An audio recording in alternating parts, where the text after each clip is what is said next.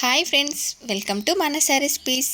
మా పిల్లలు chicken lollipops అని కేఎఫ్సి చికెన్ అని అడుగుతూ ఉంటే అవి ఏం ఆయిల్ యూజ్ చేస్తారో తెలియదు కదా, అవి హెల్త్కి కూడా అంత మంచిది కాదని చెప్పి నేను ఇంట్లోనే హెల్తీగా ప్రిపేర్ చేస్తానని ఇలా చికెన్ లాలీపాప్స్ని ప్రిపేర్ చేశాను. చాలా టేస్టీగా ఉన్నాయి. మరి మీరు కూడా ఇలా ఈజీగా హెల్తీగా మీ పిల్లలకి ఇంట్లోనే చేసి పెట్టండి. చాలా టేస్టీగా ఉంటాయి. మరి ఇప్పుడు లేట్ చేయకుండా వీటిని ఫటాఫట్గా ఎలా ప్రిపేర్ చేయాలో చూద్దాం. ఇలా చికెన్ లాలీపాప్స్ కోసం చూడండి, ఇలా వింగ్స్ని తీసుకుంటే మనకు లాలీపాప్స్ బాగా వస్తాయి. ఈ చికెన్ని ఇలా నీట్గా వాష్ చేసుకున్న తర్వాత ఒక పావు టీ స్పూన్ పసుపు, 1 teaspoon pepper powder, 1 teaspoon ధనియా powder, 1 teaspoon salt, 1 tablespoon chilli powder, అలాగే 1 టేబుల్ స్పూన్ అల్లం వెల్లుల్లి పేస్ట్, ఒక 2 టీ స్పూన్స్ వెనిగర్, అలాగే 2 teaspoons soya sauce, 1 teaspoon chilli sauce, 1 tea spoon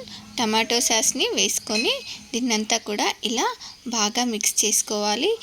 చూడండి, దీన్నంతా ఇలా ముక్కలకు బాగా పట్టించిన తర్వాత ఇప్పుడు దీనిలోనికి ఒక 2 టేబుల్ స్పూన్స్ మైదా కానీ బియ్యం పిండిని కానీ ఏదైనా యూజ్ చేయొచ్చు. అలాగే 2 టేబుల్ స్పూన్స్ కార్న్ ఫ్లోర్ని యాడ్ చేసుకొని దీన్నంతా కూడా ఇలా బాగా మిక్స్ చేసి, అలాగే 1 టేబుల్ స్పూన్ ఆయిల్ వేసుకొని ఇలా మిక్స్ చేసి మూత పెట్టి ఒక గంట సేపు అయినా డీప్ ఫ్రిడ్జ్లో పెట్టుకోవాలి.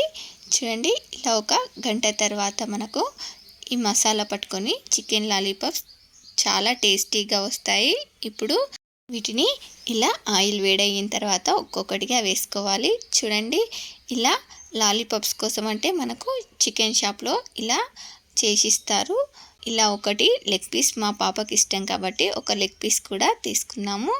చూడండి, ఇలా వీటిని ఒకవైపు ఫ్రై అయిన తర్వాత మరోవైపుకి తిప్పి వేసుకొని కనీసం వీటిని 7-8 నిమిషాలైనా ఫ్రై చేసుకోవాలి. మంటని లో టు మీడియం ఫ్లేమ్లోకి అడ్జస్ట్ చేసుకుంటూ బాగా ఫ్రై చేసుకోవాలి.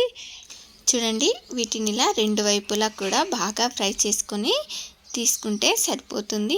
ఇప్పుడు మిగతా వాటిని కూడా ఇలానే ఫ్రై చేసుకొని తీసేసుకోవడమే. మనకు చాలా టేస్టీగా చికెన్ లాలీపాప్స్ రెడీ అయిపోయాయి. మా పిల్లలకు మాత్రం చాలా బాగా నచ్చేసాయి. మరి మీరు కూడా ఇంట్లోనే ఇలా మీ పిల్లలకి చేసి పెట్టండి. మరి మీలో ఎంతమందికి ఈ రెసిపీ నచ్చిందో ఒక లైక్ చేసి కామెంట్ చేయండి. అలాగే మీలో ఎవరైనా మొదటిసారి మా ఛానల్ని చూస్తున్నట్లయితే సబ్స్క్రైబ్ చేసి దాని పక్కనే ఉన్న బెల్ సింబల్ని క్లిక్ చేయండి. Thank you for watching my video.